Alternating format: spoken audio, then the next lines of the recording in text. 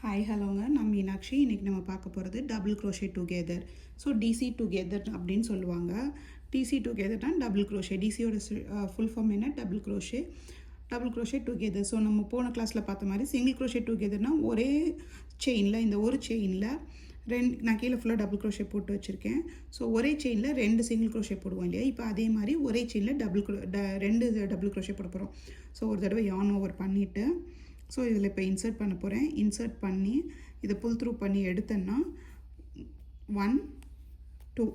So ஒரு தடவை double crochet பண்ணிட்டேன். இப்போ ரெண்டாவது தடவை யார்ன் ஓவர் பண்ணி திருப்பி அதே ஓட்டை, அதே செயின்குள்ளே விட்ட செயின்குள்ளேயே திருப்பி விட்டு 1 2. ஸோ டபுள் க்ரோஷே ஒரே இதுக்குள்ளே 2 டபுள் க்ரோஷே பண்ணிட்டேன். ஸோ இப்போ அதே மாதிரி அடுத்த செயின், இதுவும் கீழே இருக்கிறத விட மேலே பெருசாக வரும். கீழே 5 ஸ்டிச்சஸ்னால் மேலே 10 ஸ்டிச்சஸ்க்கு வரும். ஸோ இது மொதல் டிசி.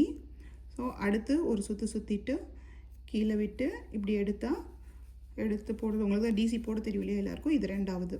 ஸோ இதுதான் டுகெதர். ஒரே செயினில் 2 டிசி போடுறதுக்கு பேர் தான் டிசி டுகெதர் அப்படின்னு வருது, டபுள் க்ரோஷே டுகெதர். ஓகேங்களா? இதே ஹாஃப் டபுள் க்ரோஷேவாக இருந்தால் ஒரு இதுலேயும் ஹாஃப் டபுள் க்ரோஷே, இதில் ஹாஃப் டபுள் க்ரோஷே போட்டு காட்டுறேன் பாருங்கள். இப்போது வந்து யார்ன் ஓவர் பண்ணியிருக்கேன். யார்ன் ஓவர் பண்ணிவிட்டு உள்ளே இன்சர்ட் பண்ணி எடுத்திருக்கேன்.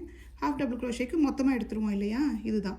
இப்போ இதில் இன்னொரு ஹாஃப் டபுள் க்ரோஷே போட்டோன்னா அது half double crochet together, HTC together அப்படின்னு வரும். ஓகேங்களா?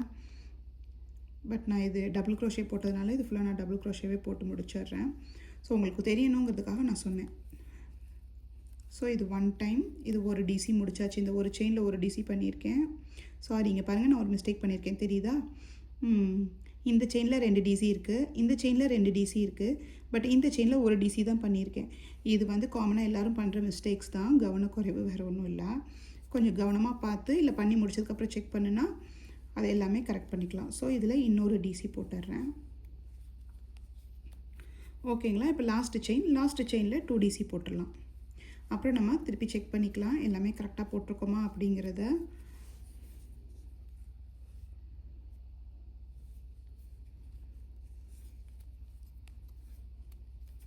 ஓகேங்களா? இப்போ பாருங்கள், இப்போ கரெக்டாக போட்டிருக்கீங்களான்னு ஒருக்கா செக் பண்ணி பார்த்துக்கோங்க.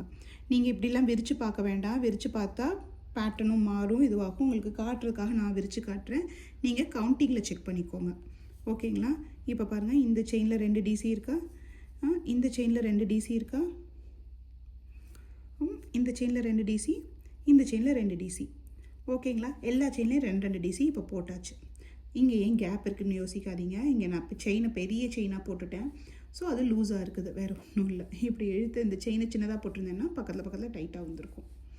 ஓகேங்க, இதுதான் டிசி டுகெதர். இதோட ஷார்ட் ஃபார்மையும் இதோட இதையும் சிம்பிளையும் நான் உங்களுக்கு பின்னாடி லாஸ்ட்டில் இப்போ அடுத்து அட்டாச் பண்ணுறேன். செக் பண்ணிக்கோங்க, நோட் பண்ணி வச்சுக்கோங்க. நோட் பேடில் எழுதி வச்சுக்கிட்டாலும் சரி, இல்லை நீங்கள் இது பண்ணாலும் சரி, நோட்ஸாக இது பண்ணி ஸ்க்ரீன்ஷாட் எடுத்துக்கிட்டாலும் சரி. பாய், தேங்க்யூ.